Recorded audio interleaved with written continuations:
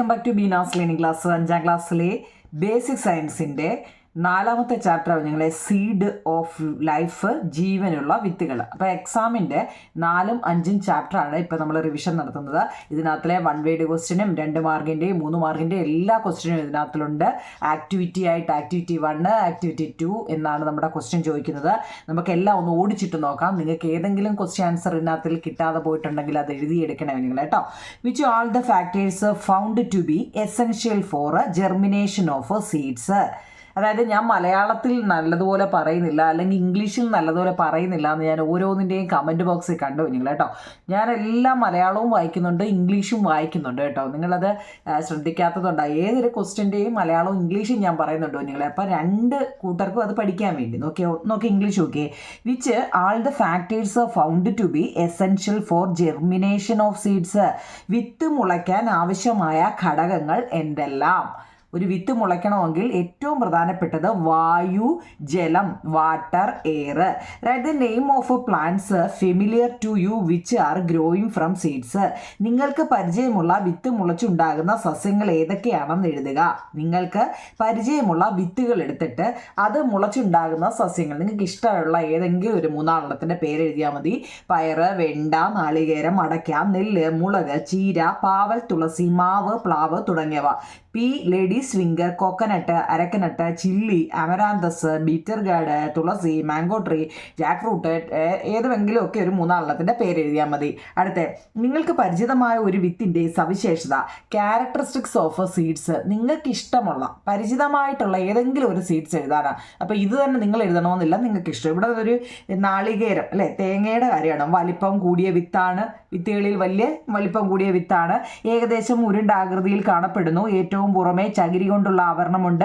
ഏറ്റവും ഉള്ളിൽ തേങ്ങയും അതിനകത്ത് തേങ്ങാ വെള്ളവും കാണുന്നു. ഒരു കണ്ണിൽ വിത്ത് മുളയ്ക്കാനുള്ള ബീജാന്നവും ബീജപത്രവും ഒക്കെ ഉണ്ടെന്നാണ്. ഇപ്പോൾ ഇത് തേങ്ങയുടെ കാര്യമായതുകൊണ്ടാണ് ഇങ്ങനെ വന്നത്. നിങ്ങൾക്ക് ഇഷ്ടമുള്ളത് കൊടുത്താൽ മതി. Fibrous husk provide air and help to disperse water. Inside the husk hard shell is there. Inside the shell there is a wild fleshy endosperms and coconut water കേട്ടോ. അത് നിങ്ങൾക്ക് ഇഷ്ടമുള്ള എഴുതിയാൽ മതി നിങ്ങളെ. ഇനി അടുത്തൊക്കെ, do all the seeds buried in the soil germinate. മണ്ണിൽ കുഴിച്ചിടുന്ന എല്ലാ വിത്തുകളും മുളയ്ക്കാറുണ്ടോ? ഇല്ല, no. Why don't all seeds germinate. എന്തുകൊണ്ടാണ് എല്ലാ വിത്തുകളും മുളയ്ക്കാത്തത്? Maturity is essential for growth. Air and water is also needed for seed germination. There is a little chance for germination if the seed are sown deep in the soil. വിത്ത് പാകമായതാകണം. വിത്ത് മുളയ്ക്കാൻ വായുവും ജലവും ആവശ്യമാണ്. വളരെ ആഴത്തിൽ കുഴിച്ചിട്ടാൽ വിത്ത് മുളയ്ക്കാൻ ഇടയില്ല. ഇതിനൊക്കെ ഒരു അളവുണ്ട്. അല്ലാതെ നമ്മൾ കുഴിച്ച് നല്ലപോലെ ആഴത്തിൽ കിടന്ന് കുഴിച്ചിട്ടൊന്നുമല്ല വിത്തുകൾ നടുന്നത് കേട്ടോ. ഇനി, what are the factors required for germination of the seeds? Guess ചെയ്യാൻ. വിത്തുകൾ മുളയ്ക്കാൻ ഏതെല്ലാം ഘടകങ്ങൾ ആവശ്യമാണ്? എന്തൊക്കെയാണ് നിങ്ങളെ? ഒരു വിത്ത് കിളിക്കണമെന്നുണ്ടെങ്കിൽ അതിന് എന്തൊക്കെ വേണം? അതിന് വെള്ളം വേണം അല്ലേ, വാട്ടർ വേണം, എയർ വായു വേണം, ലൈറ്റ് പ്രകാശം വേണം, സോയിൽ വേണം എന്നൊക്കെയാണ്. അടുത്ത ഇതൊരു 1 മാർക്കിന് ചോദിക്കുന്നത് കേട്ടോ. ഇനി, വാട്ട് ഈസ് ഹൈഡ്രോപോണിക്സ്? എന്താ കുഞ്ഞുങ്ങളെ ഹൈഡ്രോപോണിക്സ്? ടെസ്റ്റിൽ കിടപ്പുണ്ട്. എന്താ? It is a new method of growing plants without soil. മണ്ണില്ലാതെ പോഷക ലായനിയിൽ സസ്യങ്ങൾ വളർത്തുന്ന രീതിയാണ് ഹൈഡ്രോപോണിക്സ് എന്ന് പറയുന്നത്. മണ്ണ് വേണ്ട കേട്ടോ. മണ്ണില്ലാതെ പോഷക ലായനിയിൽ സസ്യങ്ങൾ വളർത്തുന്ന രീതിയാണ് ഹൈഡ്രോപോണിക്സ് എന്ന് പറയുന്നത്. How many cotyledon does a pea seeds have? പയർ വിത്തിന് എത്ര ബീജപത്രമുണ്ട്? പയറുണ്ടല്ലോ, പി അല്ലേ, പയറിന് എത്ര ബീജപത്രങ്ങളുണ്ട്? കോട്ടിലിഡോൺ എത്ര ഉണ്ടോ നിങ്ങളെ? 2 കേട്ടോ. 1 വേഡിന് ചോദിക്കാവുന്നതേ. How many cotyledon are in corn? ഒരു ചോളം, കോണെന്ന് വെച്ചാൽ ചോളത്തിൽ എത്ര ബീജപത്രം ഉണ്ടെന്ന്? ചോളത്തിൽ 2 ഉണ്ട് കേട്ടോ. ഓക്കെ ആണോ? അടുത്ത, വിത്ത് മുളച്ച ശേഷം സസ്യഭാഗങ്ങൾ രൂപപ്പെടുന്നത് എങ്ങനെയാണ്? അത് ചിലപ്പോൾ 2-3 മാർക്കിന് ചോദിക്കാൻ പറ്റിയൊരു ക്വസ്റ്റ്യനാണ്. വിത്ത് മുളച്ചതിന് ശേഷം സസ്യഭാഗങ്ങൾ രൂപപ്പെടുന്നത് എങ്ങനെയാണ്? കുഞ്ഞുങ്ങളെ? വിത്ത് മുളച്ച് ആദ്യം ബീജമൂലവും പിന്നീട് ബീജശീർഷവും വളരുന്നു. ഈ ബീജമൂലം ചെടിയുടെ വേരായിട്ടും ബീജശീർഷം ചെടിയുടെ തണ്ടും ഇലയുമായിട്ടും മാറുന്നു. ഓക്കെയാണോ? Why do plants store food in seeds? Plants store food in seeds to provide nutrients for developing embryo during germination. It helps the growth of seeding in early stage. വിത്തിൽ നിന്നും അനുകൂല സാഹചര്യത്തിൽ മുളച്ചു വരുന്ന സസ്യവളർച്ചയ്ക്ക് ആവശ്യമുള്ള ആഹാരമാണ് വിത്തിൽ സംഭരിക്കേണ്ടത്. ഏതെല്ലാം വിത്തുകളാണ് നമ്മൾ ആഹാരമാകുന്നത്? What seeds do we eat? ഏതൊക്കെ വിത്തുകളാണ് നമ്മൾ കഴിക്കുന്നതെന്ന്? അരി, ഗോതമ്പ്, പയറുവർഗ്ഗങ്ങൾ, ചോളം, കൂരവം, ജീരകം, കടുക്, മുളക്, മല്ലി തുടങ്ങിയവ. Wheat, rice, oats, beans, peas, sunflower seeds, mustard seeds, pumpkin seeds etcetera. നമുക്ക് ഇഷ്ടമുള്ള ഏതെങ്കിലുമൊക്കെ കൊടുത്താൽ മതി. Are seeds only planting materials used? എല്ലാ സസ്യങ്ങളുടെയും വിത്തുകളാണോ നമ്മൾ നടീൽ വസ്തുക്കളായിട്ട് ഉപയോഗിക്കുന്നത്? ആണോ ഞങ്ങൾ എല്ലാത്തിൻ്റെയും വിത്തുകളാണെന്ന് പറഞ്ഞാൽ അല്ല. അല്ലാത്ത കമ്പ് നടന്നില്ലേ? No, seeds are not only the planting material, അല്ലേ? വിത്തിൽ നിന്നല്ലാതെയും മറ്റ് സസ്യഭാഗങ്ങളിൽ നടീൽ വളർച്ചയ്ക്കായി നമ്മൾ ഉപയോഗിക്കുന്നു, അല്ലേ? കമ്പ് വെട്ടി നടുന്നതുണ്ട്, ഇല്ലേ? വേര് നടുന്നതുണ്ട്, കാ നടുന്നത്, അല്ലേ? പല ഇതിലും ഉള്ളതും ഉണ്ട്. അപ്പോൾ അത് മാത്രമല്ല എന്നാണ് പറയുന്നത്. അടുത്തത്, what part of plant are used for planting? മറ്റേതെല്ലാം സസ്യഭാഗങ്ങൾ നടീൽ വസ്തുക്കളായിട്ട് നമ്മൾ ഉപയോഗിക്കുന്നു? നടക്കുന്ന stem, root, leaf etcetera are used planting material. അതൊക്കെ അറിയണേ നിങ്ങളെ. കാണ്ഡം, ഇല, വേര് എന്നീ ഭാഗങ്ങളൊക്കെ നമ്മൾ ഉപയോഗിക്കുന്നു എന്ന്. Let's make A table about the part of plants used as planting material. വിവിധ സസ്യഭാഗങ്ങൾ ഉപയോഗിച്ച് സസ്യങ്ങൾ വളർത്തുന്ന പട്ടിക തയ്യാറാക്കും. നോക്കൂ നിങ്ങളെ, നമ്മൾ ഓരോന്നിനെയും ഇപ്പം നോക്കിയേ, സ്റ്റെം എന്ന് വെച്ചാൽ എന്താ? കമ്പ് നടുന്നത് എന്തോത്തിനൊക്കെയാണെന്ന് നിങ്ങൾക്ക് അതൊക്കെ ചോദിക്കും പരീക്ഷയ്ക്ക്. ഈ പാഠത്തിൽ നിന്ന് വളരെ ഒരു ചെറിയൊരു പാഠമാണ്, പക്ഷേ അപ്പം അതിനകത്ത് നിന്ന് മിക്കവാറും ഉള്ള ക്വസ്റ്റ്യൻസുകളെല്ലാം ചോദിക്കും കേട്ടോ. ആകെ നിങ്ങൾക്ക് 3 പാഠം ഉള്ളൂ പരീക്ഷയ്ക്ക്. അപ്പം നോക്കണേ നിങ്ങളെ, സ്റ്റെം നമ്മൾ ഈ കമ്പ് വെട്ടി നടുന്ന എന്തൊക്കെയാണെന്ന്? മരച്ചീനി, ചീനി, തപ്പിയോക്ക, ചെമ്പരത്തി, ഹിബിസ്കസ്, റോസ്, കുരുമുളക്, പെപ്പർ, മധുരക്കിഴങ്ങ്, സ്വീറ്റ് പൊട്ടാറ്റോ. ഇതിൻ്റെ എല്ലാം എന്താണ്? സ്റ്റെം അല്ലെങ്കിൽ കാണ്ഡം അല്ലെ കമ്പ് നട്ടാണ് കിളിക്കുന്നത്, അല്ലേ? ഇനി റൂട്ട്, വേര് നടുന്നത് എന്തോത്തിൻ്റെ? കറി ലീവ്സ്, കരിയാപ്പില എന്നൊക്കെ നമ്മൾ പറയില്ലേ, കറിവേപ്പ്, അതിൻ്റെ റൂട്ട് വേരാണ് നടുന്നത്. പിന്നെ ഗുവ, പേര, തേക്ക്, ഇല്ലയോ? ഇനി ഇല നടുന്നത് നിശാഗന്ധിയുടെ, കറ്റാർ വാഴ, ബ്രയോഫിലിം, ഇതെല്ലാം എന്താണ്? ലീഫാണ് നടുന്നതെന്ന്. ഏതെങ്കിലുമൊക്കെ ഒരു 3-4 പേര് പഠിച്ചിട്ടേ പോകാവൂ. കമ്പ് നടുന്നതും വേര് നടുന്നതും ഇല നടുന്നതും ഏതൊക്കെയാണ് കേട്ടല്ലോ. തുമ്പച്ചെടിയുടെയും പുൽച്ചെടിയുടെയും വേരുകൾ എങ്ങനെ വ്യത്യാസപ്പെട്ടിരിക്കുന്നു?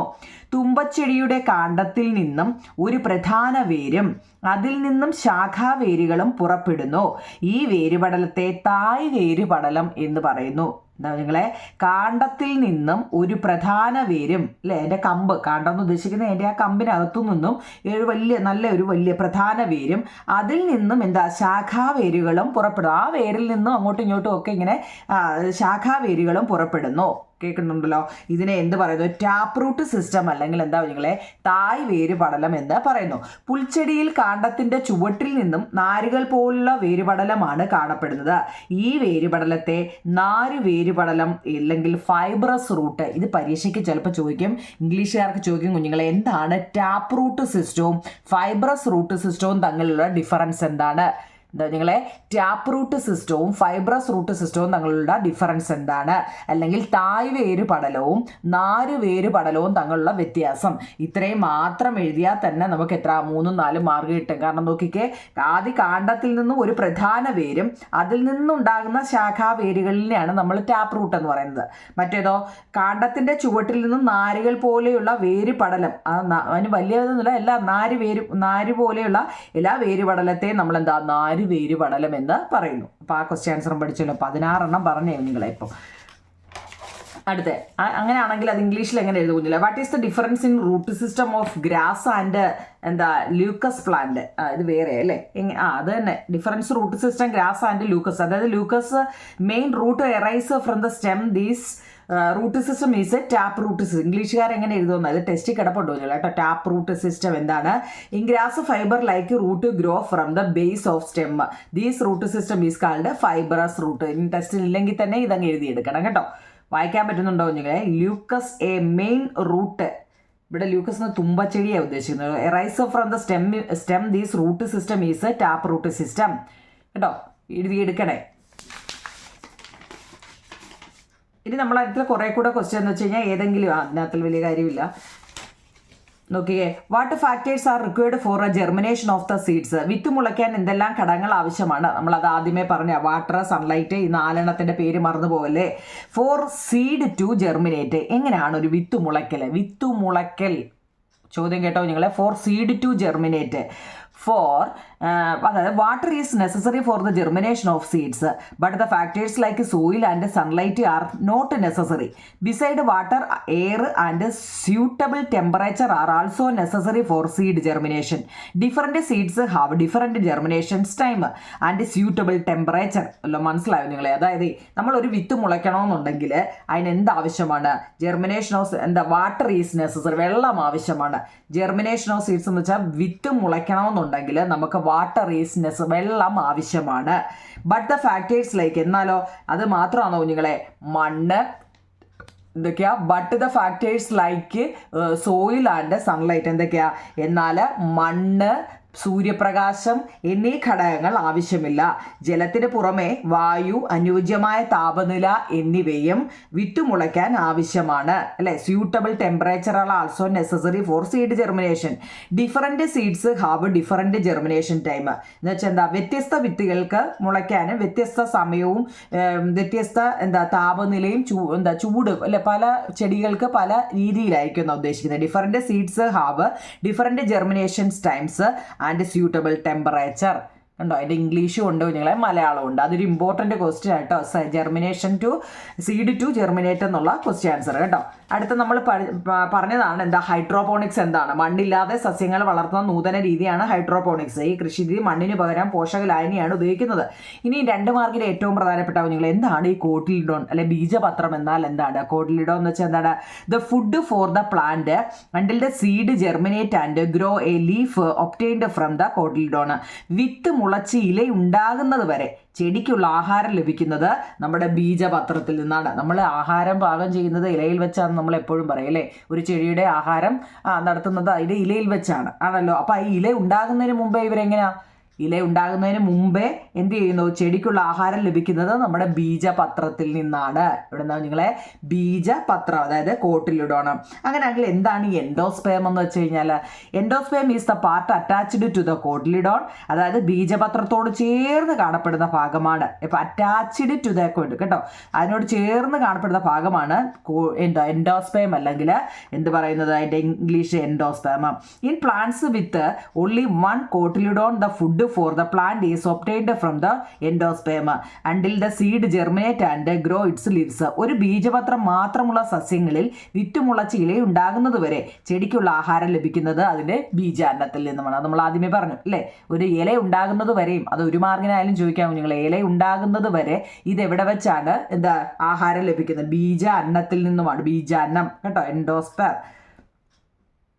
വിത്ത് മുളച്ച് ഇല ഉണ്ടാകുന്നത് വരെ ചെടിക്കുള്ള ആഹാരം ലഭിക്കുന്നത് ആരാ? ബീജപത്രത്തിൽ നിന്നുമാണ്. എന്നാൽ ഈ ബീജപത്രം മാത്രമുള്ള സസ്യങ്ങളിൽ വിത്ത് മുളച്ച് ഇല ഉണ്ടാകുന്ന ബീജപത്രം മാത്രമേ ഉള്ളെങ്കിൽ അതിൽ വിത്ത് മുളച്ച് ഇല ഉണ്ടാകുന്നത് വരെ ചെടിക്കുള്ള ആഹാരം ബീജ അന്നത്തിൽ നിന്നുമാണെന്നും ഉണ്ട് കേട്ടോ. ഈ 2 എണ്ണവും തിരിഞ്ഞു പോകല്ലേ, എൻഡോസ്പേമും കോട്ടിലിഡോണും കേട്ടോ. അടുത്തത് എന്താണ് ഈ സീഡ് ജെർമിനേഷൻ അല്ലെങ്കിൽ വിത്ത് മുളയ്ക്കൽ എന്നാൽ എന്ത്? The seed becomes soaked and the outer shell burst. The first the radicle and then the plumule emerge. The radicle becomes the root of the plant. The plumule becomes the stem and leaf. The growing plant consumes the food stored in the cotyledon or endosperm until photosynthesis is fully functional. ഇത്രയും എഴുതണോ എന്നുള്ള ചോദ്യമാണോ നിങ്ങളെ? ഇത് വളരെ important. നമ്മൾ എങ്ങനെയാണ് ഒരു വിത്ത് മുളയ്ക്കുന്നതെന്ന് നമ്മൾ കാണുമ്പോൾ എന്താ, ഇപ്പം ഇന്ന് എന്തെങ്കിലും പയറോ വല്ലതും കൊണ്ട് നട്ട് കഴിഞ്ഞാൽ 2 ദിവസം കഴിയുമ്പോൾ അത് മുളച്ച് നിൽക്കുന്നു എന്ന് നമ്മൾ കാണും. പക്ഷേ ഇത് എങ്ങനെയാണ് നടക്കുന്നത്? ആദ്യം എങ്ങനെയാണെന്ന് അറിയാം നിങ്ങളെ? ഒരു വിത്ത് കുതിർത്ത് അതിൻ്റെ വിത്ത് മണ്ണിൽ നടുമ്പോഴോ അല്ലെങ്കിൽ നമ്മളൊരു വിത്ത് ഈ പയറൊക്കെ നടുന്നവരെന്താണ് അത് നല്ലപോലെ ഉണക്കി ഒന്ന് കുതിർത്തിട്ടൊക്കെയാണ് നടുന്നതെന്നാണ് പറയുന്നത്.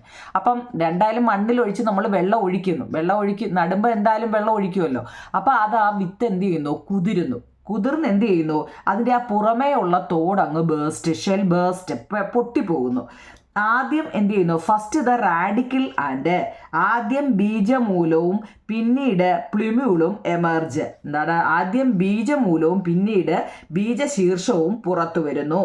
പിന്നോ the radicle becomes the root of the plant, ഈ ബീജമൂലം ചെടിയുടെ വേരായിട്ട് മാറുന്നു, ബീജശീർഷം തണ്ടും ഇലയുമായിട്ട് മാറുന്നു. മനസ്സിലായോ? മനസ്സിലാക്കണേ നിങ്ങൾ, അത് നല്ലൊരു ക്വസ്റ്റ്യൻ ആൻസറാണ്. ഒരു വിത്ത് കുതിർത്ത് പുറന്തോടാദ്യമേ പൊട്ടുന്നു, ആ പൊട്ടിക്കഴിഞ്ഞാൽ എന്താ, അതിൻ്റെ ബീജമൂലവും, അതായത് റാഡിക്കിൾ, ഇംഗ്ലീഷുകാർക്ക് റാഡിക്കിൾ, പിന്നീട് എന്താ പ്ലിമ്യൂള് അല്ലെ, ബീജശീർഷവും പുറത്തു വരും. ഈ ബീജമൂലം എന്ന് പറയുന്നത് ചെടിയുടെ വേരായിട്ട് താപ്പോട്ട് അങ്ങ് പോവും. ബീജശീർഷം, ശീർഷം എന്ന് വെച്ചാൽ എന്താ, മൂലം അല്ലെ, ശീർഷം തണ്ടും ഇലയുമായിട്ട് അങ്ങ് മാറുന്നു. പൂർണ്ണമായിട്ടും ഇത് പ്രകാശ സംശ്ലേഷണം നടക്കുന്നത് വരെ ബീജപത്രത്തിലോ ബീജാന്നത്തിലോ കരുതി വെച്ച ആഹാരമാണ് വളർന്നു വരുന്ന സസ്യം ഉപയോഗിക്കുന്നത്. ഇപ്പൊ പിടികിട്ടിയോ? അന്നേരമാണ് ഇത് കിളിക്കുന്നത്. അപ്പോൾ ഇനി 2 മാർക്കിൻ്റെ അടുത്ത ക്വസ്റ്റ്യൻ, എന്താണ് ഈ സീഡ് ഡിസ്പേഴ്സൽ? എന്താണ് നിങ്ങളെ സീഡ് ഡിസ്പേഴ്സൽ, വിത്ത് വിതരണം എന്നാൽ എന്താണ്? ഇത് process in which the seed from the mother plant reach different location. മാതൃസസ്യത്തിൽ നിന്നും പല സ്ഥലങ്ങളിലേക്ക് വിത്തുകൾ എത്തപ്പെടുന്നതിനെയാണ് സീഡ് ഡിസ്പേഴ്സൽ അല്ലെങ്കിൽ വിത്ത് വിതരണം എന്ന് പറയുന്നത്. 2 മാർക്കിൻ്റെ ഒരു ഇമ്പോർട്ടൻ്റ് ചോദ്യമാണ് നിങ്ങളെ. മാതൃസസ്യത്തിൽ നിന്നും പല സ്ഥലങ്ങളിലേക്ക് വിത്തുകൾ എത്തപ്പെടുന്നതിനെയാണ്. വിത്ത് പൊട്ടി നമ്മൾ ഈ ബോൾസം ചെടിയൊക്കെ കണ്ടിട്ടുണ്ടോ നിങ്ങളെ? അതിൻ്റെ അരി കണ്ടിട്ടുണ്ടോ നമ്മൾ തൊടുമ്പോൾ പൊട്ടിപ്പോകുന്നത്? അതൊക്കെ അതിനെയാണ് നമ്മൾ എന്ത് പറയുന്നത്, വിത്ത് വിതരണം എന്ന്, സീഡ് ഡിസ്പേഴ്സൽ. ഓക്കെ ആണോ? അടുത്ത നമ്മളിപ്പോൾ പറഞ്ഞു ബീജാങ്കുരണം അല്ലെ ജെർമിനേഷൻ എന്നാൽ എന്ത്? മുളയ്ക്കൽ. Germination is the process of the embryo inside the seed growing in to a seedling under favourable circumstance. അതായത് വിത്തിനുള്ളിലെ ഭ്രൂണം അനുകൂലമായ സാഹചര്യത്തിൽ അതെന്തായി തൈ ആയിട്ട് വളരുന്ന പ്രക്രിയയാണ് വിത്തുമുളയ്ക്കൽ എന്ന് പറയുന്നത്. എന്താ നിങ്ങളെ, വിത്തിനുള്ളിലെ ഭ്രൂണം അനുകൂലമായ സാഹചര്യത്തിൽ തൈയായിട്ട് മാറുന്ന പ്രക്രിയ. ഓക്കെ ആണോ? നമ്മൾ മുമ്പ് പറഞ്ഞു റാഡിക്കിൾ. എന്താണ് ഈ റാഡിക്കിൾ അല്ലെങ്കിൽ ബീജമൂലം? First to come out from the seed during the germination is called radicle. എന്താ നിങ്ങളെ, അതായത് വിത്ത് മുളയ്ക്കുമ്പോൾ ആദ്യം പുറത്തു വരുന്നതാണ് ഈ റാഡിക്കിൾ അല്ലെങ്കിൽ ബീജമൂലം. Radicle grows into the soil and form root. ബീജമൂലം എങ്ങോട്ടാവുന്നത്? വളർന്ന് മണ്ണിലോട്ട് വേരായിട്ട് അങ്ങ് മാറുകയാണ്. എന്താ പ്ലിമ്യൂളോ? തിരിഞ്ഞു പോകല്ലേ നിങ്ങൾ? പ്ലിമ്യൂൾ എന്ന് വെച്ച് കഴിഞ്ഞാൽ എന്താണ്? ബീജശീർഷം. The plumule is the portions that grow upward from the embryo. The plumule grow into stem and leaves. ഭ്രൂണത്തിൽ നിന്നും മുകളിലേക്ക് വളരുന്ന ഭാഗമാണ്. ഭ്രൂണത്തിൽ നിന്നും മുകളിലേക്ക് വളരുന്നതാണ് ബീജശീർഷം. ഈ ബീജശീർഷം വളർന്നാണ് നമ്മുടെ കമ്പ് അല്ലെങ്കിൽ ഇല അല്ലെങ്കിൽ സ്റ്റെം ആയിട്ടൊക്കെ മാറുന്നത്. ഇനി എന്താണ് കോട്ടിലിഡോൺ? ബീജപത്രം. ഇതൊക്കെ ഓരോ മാർക്കിന്റെ ഇമ്പോർട്ടന്റ് ചോദ്യമാണ് കേട്ടല്ലോ. എന്താണ് cotyledon? The germinating seed uses the food of cotyledon until the leaves grow enough the synthesis food. ആഹാരം നിർമ്മിക്കാൻ പാകമാകുന്നത് വരെ ബീജപത്രത്തിലെ ആഹാരമാണ് വളർച്ചയായിട്ട് ഉപയോഗിക്കുന്നത്. ഓക്കെ ആണോ നിങ്ങളെ? ഈ പാഠത്തിലെ എല്ലാ ക്വസ്റ്റ്യൻ ആൻസറുകളും എഴുതിയിട്ടുണ്ട്. Why seed distribution. എങ്ങനെയാണ് സീഡ് വിതരണം നടത്തുന്നത്? If all the seeds of a plant fall and germinate at the base of the plant they will not get the soil water sunlight and minerals they need to grow. So the seed have to be dispersed to many place. ഒരു ചെടിയുടെ ഇംഗ്ലീഷുകാർ അത് എഴുതിയെടുക്കണേ കുഞ്ഞുങ്ങളെ. Y seed distribution. വിത്ത് വിതരണം എന്നാൽ എന്ത്? അതായത് ഒരു ചെടിയുടെ എല്ലാ വിത്തുകളും ചെടിയുടെ ചുവട്ടിൽ മുളച്ചാൽ അവയ്ക്ക് വളരാൻ ആവശ്യമായ മണ്ണും വെള്ളവും സൂര്യപ്രകാശവും ധാതുക്കളും ഒന്നും ലഭിക്കത്തില്ല അല്ലേ? എല്ലാ ചെടിയുടെയും വിത്തുകൾ അതിൻ്റെ തന്നെ മൂട്ടി തന്നെ കിടന്ന് കിളിച്ചു കഴിഞ്ഞാൽ എന്താ, ഇതിനൊന്നും വേണ്ടുന്ന മണ്ണും വെള്ളവും സൂര്യപ്രകാശവും ഒന്നും ലഭിക്കില്ല. അതുകൊണ്ട് വിത്തുകൾ പലയിടത്തായിട്ട് വിതരണം എന്നാണ് പറയുന്നത്. വൈ സീഡ് ഡിസ്ട്രിബ്യൂഷൻ എന്നാണ്. അടുത്ത വെള്ളത്തിലൂടെ ഒഴുകി പോകുന്ന തേങ്ങയ്ക്കുള്ള അനുകൂലങ്ങൾ എന്തെല്ലാം? How does coconut adapt for flowing through water. നമ്മൾ ഈ മഴയൊക്കെ വരുമ്പോഴൊക്കെ വെള്ളത്തിൽ കൂടെ തേങ്ങയൊക്കെ ഒഴുകി വരത്തില്ല കുഞ്ഞുങ്ങളെ. എന്താ നോക്കിയേ, even if it remains in water for a few days it will not root. കുറച്ച് ദിവസം വെള്ളത്തിൽ കിടന്നാലും തേങ്ങ ചീഞ്ഞു പോവില്ല എന്നാണ് പറയുന്നത്. It will float in the water as the husk is filled with air. അതിൻ്റെ തൊണ്ടിൽ വായു നിറഞ്ഞു നിൽക്കുന്നത് കൊണ്ട് വെള്ളത്തിൽ അത് പൊങ്ങിക്കിടക്കും കേട്ടോ. തേങ്ങയുടെ കാര്യമാണ് വെള്ളത്തിൽ വീഴുന്നതിൻ്റെ കേട്ടോ. അടുത്തത് why could be the reasons behind appooppanthaadi അല്ലേ, മിൽക്ക് വീഡ് പപ്പൂസ് അല്ലേ, അപ്പുപ്പന്താടിയെ കുറിച്ച് ഫ്ലൈങ് ഇൻ ദ അപ്പുപ്പന്താടി കാറ്റിൽ പറക്കാൻ കാരണം എന്താണ്? എന്തായിരിക്കും അപ്പുപ്പന്താടി കാറ്റിൽ പറന്നു പോകുന്നത്? അതിന് വെയിറ്റ് ഇല്ലാത്തതുകൊണ്ടല്ലേ അത് പറന്നു പോകുന്നത്. ലൈറ്റ് സീഡ്, ആ വിത്തിന് ഭാരമില്ല.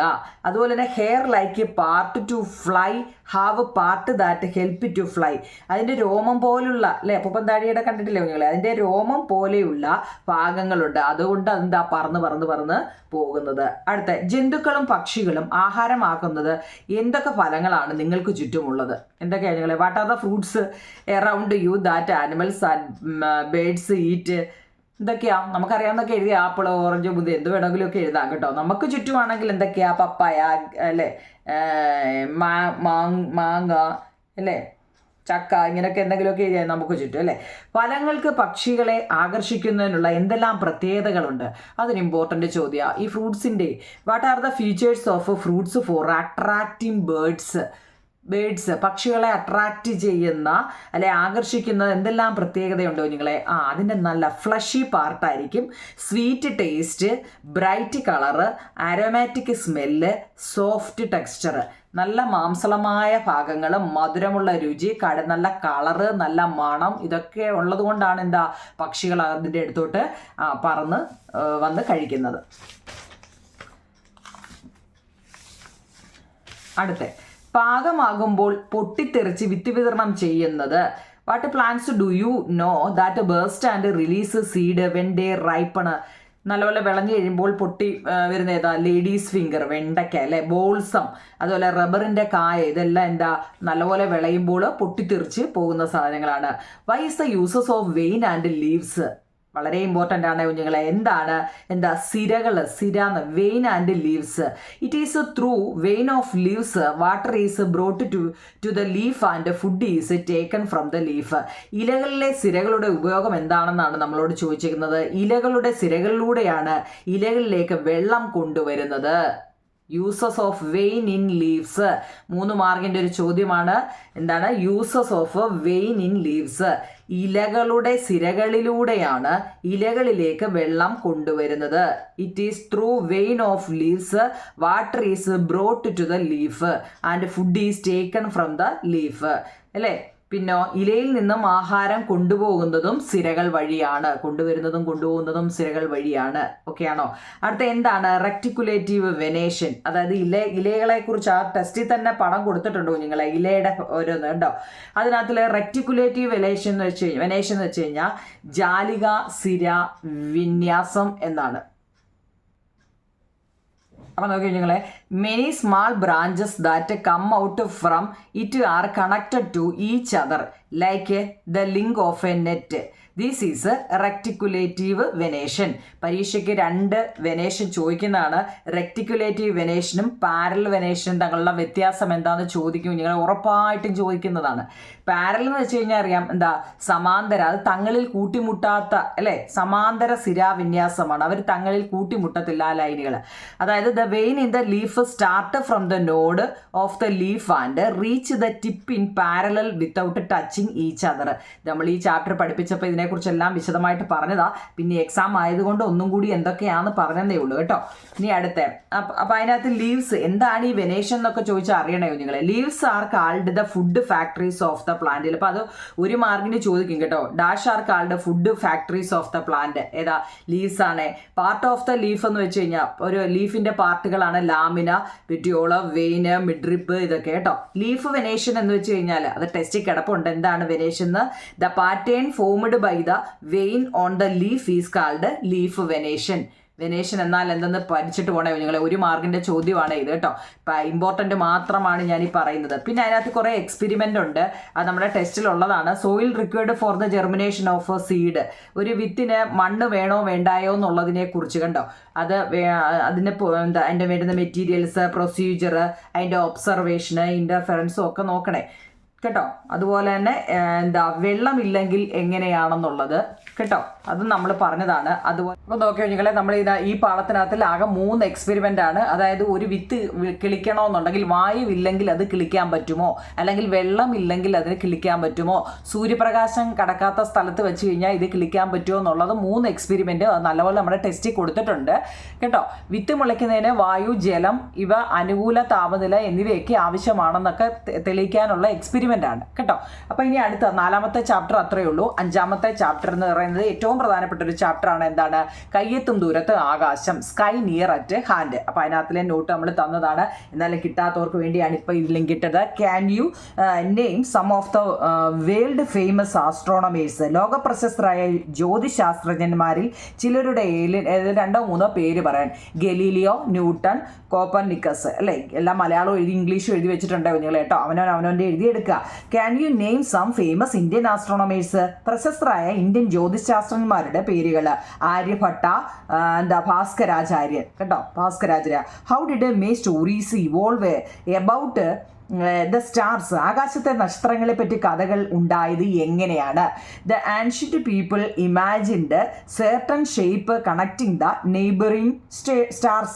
They gave the name of mythological characters existed in the respective the regions to identify the stars. ആകാശത്ത് അടുത്തടുത്ത് കാണുന്ന നക്ഷത്രങ്ങളെ ചേർത്ത് പല രൂപങ്ങൾ അവർ സങ്കല്പിച്ചു. അന്ന് പ്രദേശത്തെ ഐതിഹ്യങ്ങളെ കഥാപാത്രങ്ങളുടെ പേരുകൾ നൽകി. ഇന്ന് എന്താ, ഇത് നക്ഷത്രങ്ങളെ പെട്ടെന്ന് തിരിച്ചറിയാൻ വേണ്ടി ആയിരുന്നു. ഓക്കെ ആണോ? അടുത്തത്, what did our ancestors find out the observing the position of the stars? നക്ഷത്രങ്ങളുടെ സ്ഥാനം നിരീക്ഷിച്ച് എന്തെല്ലാം കണ്ടെത്താൻ നമ്മുടെ പൂർവികർക്ക് കഴിഞ്ഞിരുന്നു? എന്തൊക്കെയാവും നിങ്ങളെ കഴിഞ്ഞത്? The farmers identified the relations of drought, rain and the recurring overflow of rivers with the positions of stars. They used these information for farming. Moreover the position of the stars helped the travellers to identify direction. എന്ന് വെച്ച് കഴിഞ്ഞാൽ നക്ഷത്രങ്ങളുടെ സ്ഥാനം കാലാവസ്ഥയുമായിട്ട് എങ്ങനെ ബന്ധപ്പെട്ടിരിക്കുന്നുവെന്ന് നമ്മുടെ പൂർവ്വ അതായത് കർഷകർ മനസ്സിലാക്കിയിരുന്നു. വരൾച്ച, മഴ, നദികളിൽ വെള്ളപ്പൊക്കം ഉണ്ടാകുന്ന ഒരു കാലം എന്നിവ നക്ഷത്രങ്ങളുടെ സ്ഥാനവുമായിട്ട് ബന്ധപ്പെട്ട് കണ്ടെത്തിയിരുന്നു. കർഷകർ ഈ വിവരങ്ങൾ കൃഷിക്കായിട്ട് ഉപയോഗപ്പെടുത്തി. കൂടാതെ സഞ്ചാരികൾക്ക് ദിശയറിയാനും നക്ഷത്രങ്ങളുടെ സ്ഥാനം അറിയിച്ചു എന്നാ പറയുന്നത്. What is sky? ആകാശം എന്നാൽ എന്ത്? ഭൂമിക്ക് ചുറ്റുമുള്ള അന്തരീക്ഷമാണ് ആകാശം. The atmosphere around the earth is the sky. What is space? The space is the hard vacuum without air outside the earth atmosphere. The moon, the sun and the stars are in the space. Correct ആയിട്ട് ഇതൊക്കെ ഓരോ മാർക്കിൻ്റെ ആണെങ്കിൽ നിങ്ങൾ ഈ ചോദ്യമൊക്കെ കറക്റ്റായിട്ട് എഴുതിയെടുക്കണേ. അടുത്തത് ബഹിരാകാശം അല്ലേ. ഇപ്പം നമ്മൾ പറഞ്ഞു സ്പേസ് എന്താണ്. ബഹിരാകാശം എന്നാൽ ഭൂമിയുടെ അന്തരീക്ഷത്തിന് പുറത്തുള്ള വായുരഹിതമായ സ്ഥലമാണ് ബഹിരാകാശം. ചന്ദ്രനും സൂര്യനും നക്ഷത്രങ്ങളും ഒക്കെയുള്ളത് ബഹിരാകാശത്താണ്. ഭൂമിയിൽ നിന്ന് നോക്കുമ്പോൾ എല്ലാ ആകാശഗോളങ്ങളും ഒരേ തലത്തിൽ കാണുന്നത് ശരിയാണോ? ആണോ നിങ്ങളെ? When viewed from the earth we feel that all the celestial bodies are on the same plain.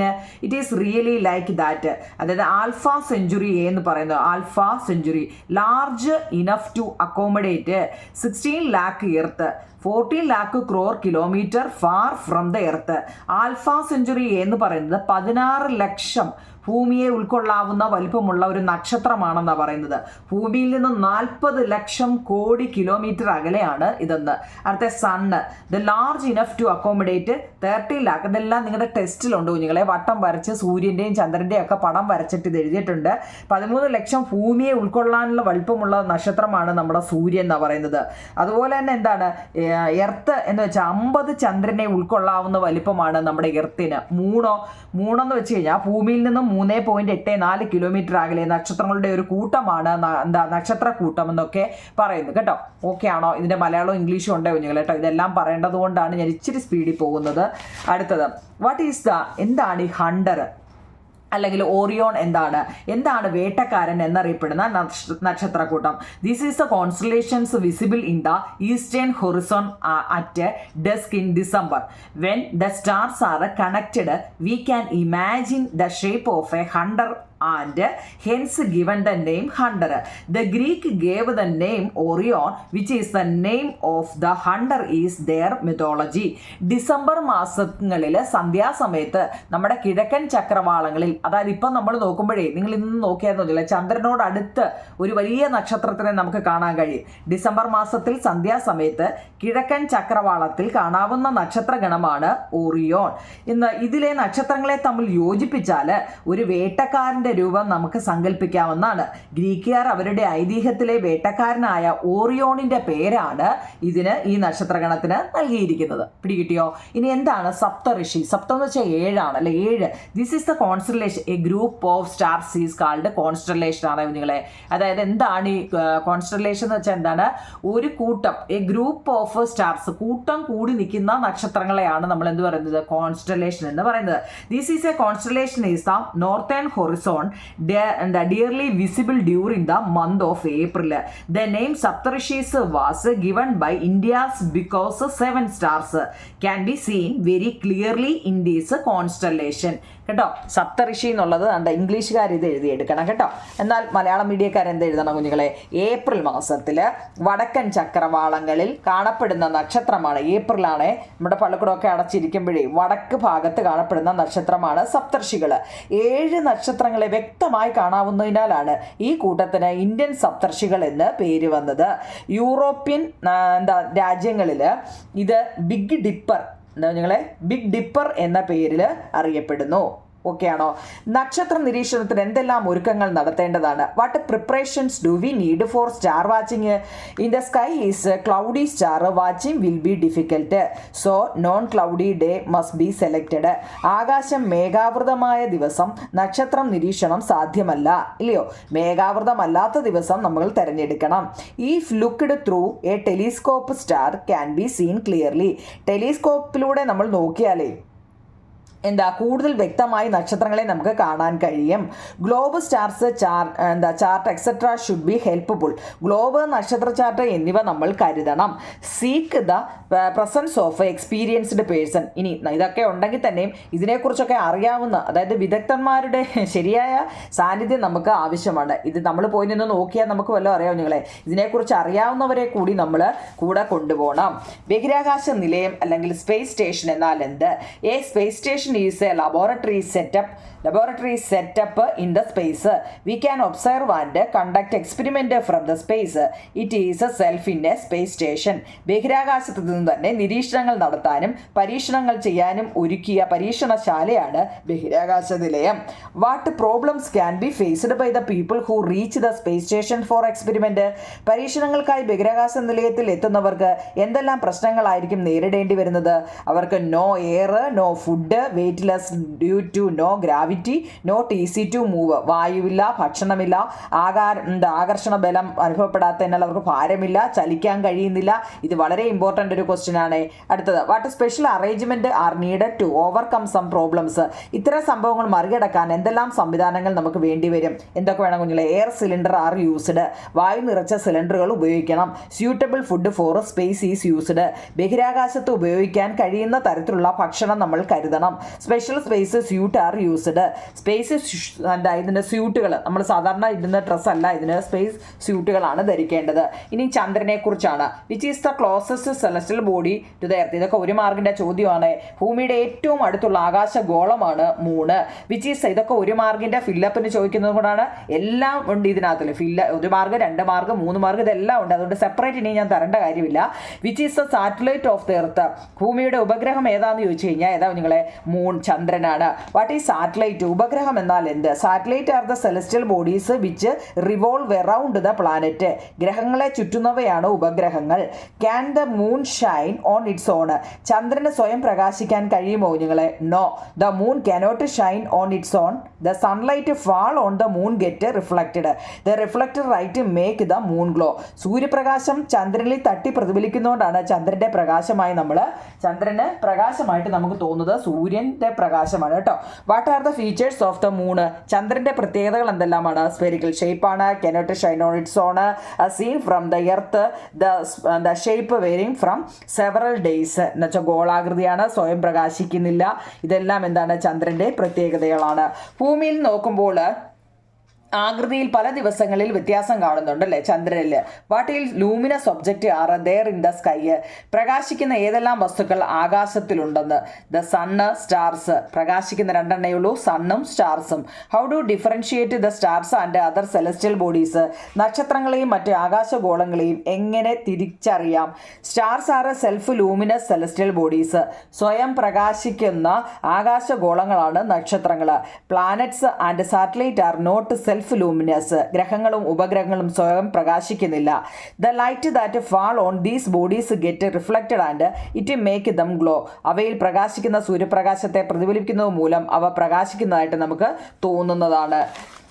The solar system എന്നാൽ എന്ത്? The solar system consist of the sun, the planet around the sun, satellite and many other celestial bodies. സൂര്യനും സൂര്യനെ ചുറ്റുന്ന ഗ്രഹങ്ങളും ഉപഗ്രഹങ്ങളും മറ്റനേകം വസ്തുക്കളും ചേർന്നതാണ് സൗരയുധം. How many planet are there in the solar system? സൗരയുധത്തിൽ എത്ര ഗ്രഹങ്ങളുണ്ട്? 8. ഏതൊക്കെയാണ്? Mercury, Venus, Earth, Mars, Jupiter, Saturn, Uranus, Neptune. ബുധൻ, ശുക്രൻ, ഭൂമി, ചൊവ്വ, വ്യാഴം, ശനി, യുറാനസ്, നെപ്റ്റ്യൂൺ. എന്താണ് ഓർബിറ്റ്? പരിക്രമണ പദം എന്നാൽ എന്താണ്? The path of the celestial bodies is called orbit. ആകാശഗോളങ്ങളുടെ സഞ്ചാരപാതയാണ് പരിക്രമണ പദം എന്ന് പറയുന്നത്. Between the orbit of which planet does the earth orbit lie? ഭൂമിയുടെ പരിക്രമണ പദത്തിന്റെ സ്ഥാനം ഏതെല്ലാം ഗ്രഹങ്ങളുടെ പരിക്രമണ പദങ്ങൾക്കിടയിലാണ്? Between the orbit of the Venus and Mars. ശുക്രനും ചൊവ്വയ്ക്കും ഇടയിലാണ്. എന്താണ് ആർട്ടിഫിഷ്യൽ സാറ്റലൈറ്റ്? കൃത്രിമ ഉപഗ്രഹങ്ങൾ എന്നാൽ എന്താണ്? Many mechanical devices, including cameras and various instruments created by human, have been sent to the space. They constantly revolve around the earth. These human-made devices are called artificial satellite. അതായത് ക്യാമറയും മറ്റും നിരവധി ഉപകരണങ്ങളും ഘടിപ്പിച്ച ചില യന്ത്ര സംവിധാനങ്ങൾ മനുഷ്യർ നിർമ്മിച്ച് ബഹിരാകാശത്തേക്ക് അയച്ചിട്ടുണ്ട്. അവ സദാ ഭൂമിയെ ചുറ്റിക്കൊണ്ടിരിക്കുന്നു. മനുഷ്യനിർമ്മിത യന്ത്രങ്ങളാണ് കൃത്രിമ ഉപകരണങ്ങളെന്ന് പറയുന്നത്. What are the some other services that artificial satellite provide? കൃത്രിമ ഉപകരണങ്ങൾ നമുക്ക് നൽകുന്ന സേവനങ്ങൾ എന്തെല്ലാം? Earth survey, telecommunication, weather forecast, GPS. ഭൂമി സർവേ, വാർത്താവിനിമയ സംവിധാനം, കാലാവസ്ഥാ പ്രവചനം, GPS ഇവയെല്ലാം അതാണ്. ആർട്ടിഫിഷ്യൽ സാറ്റലൈറ്റിൻ്റെ നെയിമുകൾ എഴുതാൻ ചോദിച്ചിട്ടുണ്ട്, ടെസ്റ്റിലുണ്ട്. റോക്കറ്റ് എന്താണ്? Rocket are the vehicle used to launch satellite and spacecraft into space. എന്താണ്? ഉപഗ്രഹങ്ങളോ ബഹിരാകാശ പേടകങ്ങളെയും ബഹിരാകാശ പേടകങ്ങളെയും ബഹിരാകാശത്ത് എത്തിക്കാൻ ഉപയോഗിക്കുന്ന വാഹനങ്ങളാണ് റോക്കറ്റുകൾ. എന്താണ് ISRO? What is the functions of Indian space research ഓർഗനൈസേഷൻ്റെ ഫുൾ ഫോം ചോദിക്കുമോ നിങ്ങളെ? ഇന്ത്യൻ ബഹിരാകാശ ഗവേഷണ സംഘടനയുടെ അതായത് ISROയുടെ ധർമ്മം എന്താണ്? The Indian space research organisation is a space agency responsible for planning and executing the space mission of our country. നമ്മുടെ രാജ്യത്തിൻ്റെ ബഹിരാകാശ പദ്ധതികൾ ആസൂത്രണം ചെയ്ത് നടപ്പാക്കുന്ന ബഹിരാകാശ സ്ഥാപനമാണ് ISRO. മറ്റ് രാജ്യങ്ങളുടെ ബഹിരാകാശ ഗവേഷണങ്ങൾ ഏതെല്ലാമാണ്? റഷ്യയിലാണെങ്കിൽ റോസ്കോമോസ്, അമേരിക്കയിലാണെങ്കിൽ NASA, European Union, European Space Agency, ചൈനയിലാണെങ്കിൽ CNSA, ജപ്പാനാണെങ്കിൽ JAXA എന്നിവയാണ്. എല്ലാം മലയാളവും ഇംഗ്ലീഷും എഴുതി വെച്ചിട്ടുണ്ട്. നമ്മുടെ രാജ്യത്തെ റോക്കറ്റ് വിക്ഷേപണ കേന്ദ്രങ്ങൾ: rocket launching centre our country, Thumba rocket launching station. ഇന്ത്യയിലെ ആദ്യത്തെ റോക്കറ്റും തുമ്പയാണ് കേട്ടോ, അത് ഓർത്തോണ്ടേ നിങ്ങളെ. ഒരു മാർക്കിൻ്റെ ചോദ്യമാണ്. Satish Dhawan Space Centre. പിന്നെ ഡോക്ടർ അബ്ദുൽ കലാം ഐലൻഡ് അല്ലേ, ഒഡീഷയിൽ സ്ഥിതി ചെയ്യുന്നു. ഇതൊക്കെ സ്ഥലപ്പേര് പറയണേ. Voyage to the moon, Chandrayaan. ചന്ദ്രനിൽ ആദ്യമായി മനുഷ്യൻ കാലുകുത്തിയത് എന്ന്? When did man launch on the moon? 1969 July 21. ആദ്യമായി ചന്ദ്രനിലെത്തിയ മനുഷ്യൻ ആരെല്ലാം? Neil Armstrong, Edwin Alvin, Michael Collins. ഏത് പേടകമാണ് ഇവരെ ചന്ദ്രനിൽ എത്തിച്ചത്? NASA Apollo 2 lunar explorations module ഉണ്ടല്ലേ, എഴുതി വെച്ചിട്ടുണ്ട്. അമേരിക്കയിൽ സ്പേസ് ഏജൻസിയായ നാസയുടെ അപ്പോളോ 2 അല്ലേ. അടുത്തത് അത് സ്കൈ എന്നാൽ എന്ത്? അണ്ടേ ഇനി ആ പറഞ്ഞ ഒന്നും മനസ്സിലാവാത്തറക്കെ ഒരു മാർക്കിൻ്റെ ചെറിയ രീതിയിൽ കുഞ്ഞു ക്വസ്റ്റ്യൻ ആൻസറുകളായിട്ട് അതൊക്കെ എഴുതി വെച്ചിട്ടുണ്ട്. The group of stars that make imaginary ഷേപ്പിനെ പറഞ്ഞ കോൺസ്റ്റലേഷൻ, നക്ഷത്ര സമൂഹം എന്നാൽ എന്ത്?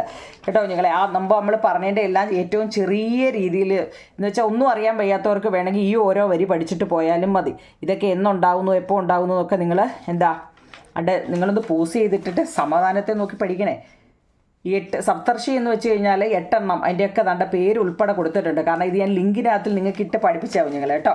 മൂണിനെക്കുറിച്ചും ഉണ്ട്, മൂണിനെക്കുറിച്ച് ഒന്നും അറിയാൻ പറ്റാത്തവരുണ്ട് ഇത് ഇത്ര എഴുതി വെച്ചാലും മതി കേട്ടോ. കണ്ടോ, നക്ഷത്രം നിരീക്ഷിക്കുന്നത് ഏതെല്ലാം ഒരുക്കങ്ങൾ നടത്തേണ്ടതുണ്ടെന്ന് ഉണ്ട്. നക്ഷത്രം നമ്മൾ നിരീക്ഷിക്കണമെന്നുണ്ടെങ്കിൽ എന്തെല്ലാം വേണമെന്ന് എല്ലാം എഴുതിയിട്ടിട്ടുണ്ട് കുഞ്ഞുങ്ങൾ കേട്ടോ. ഇനി നിങ്ങൾ പഠിക്കുക എന്നുള്ളതാണ്. സൗരയുധത്തിനകത്തിലെ ഗ്രഹങ്ങൾ ഏതൊക്കെയാണ്? സൂര്യന് ഓർബിറ്റ്. ഇന്ത്യയുടെ പ്രഥമ കൃത്രിമ ഉപഗ്രഹം ആര്യഭട്ടയാണ് കുഞ്ഞുങ്ങൾ കേട്ടോ. അത് 1975. അപ്പം നമ്മൾ 2 ചാപ്റ്ററിൻ്റെ ഫുൾ നോട്ടും ഇട്ടിട്ടുണ്ട്. ഇനി നിങ്ങളുടെ ജോലി ഇത് പഠിക്കുക എന്നുള്ളതാണ് കേട്ടോ. കമൻറ്റ് ബോക്സിൽ പറയണേ കുഞ്ഞുങ്ങൾ. എന്തായാലും ഇത്രയും കഷ്ടപ്പെട്ട് നിങ്ങൾക്ക് വേണ്ടി പറയുന്നില്ല. അപ്പം നിങ്ങൾ കമൻറ്റ് ബോക്സിൽ ഇതിൻ്റെ പറയണേ. ഓക്കെ കുഞ്ഞുങ്ങളെ, താങ്ക് യു.